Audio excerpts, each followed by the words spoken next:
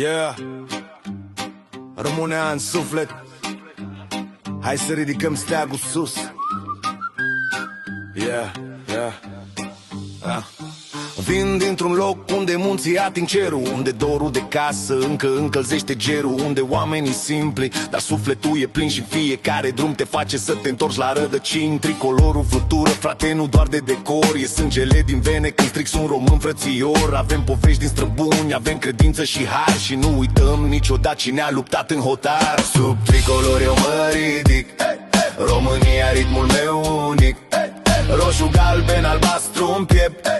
Asta-i țara, asta respect. Pe orice beat, în orice zi, român rămân, așa voi fi. Sub tricolor, frate, stai cu mine, că România curge-n vine. Avem Dunărea noastră, Carpații ca zi și suflete care nu cedează oricât ar fi de rigid. Pe ulițe vechi sau în orașe moderne, românii se adună când lumea ne cerne. Suntem peste tot prin lume, dar nu uităm de acasă și fiecare limbă străină tot româna o lasă. Și dacă viața te poartă departe în zbor, ține minte un lucru, te-a crescut un popor. Sub tricolor eu mă ridic, România ritmul meu unic, roșu, galben, albastru în piept. Asta-i țara, asta respect. Pe orice beat, în orice zi, român rămân, așa voi fi.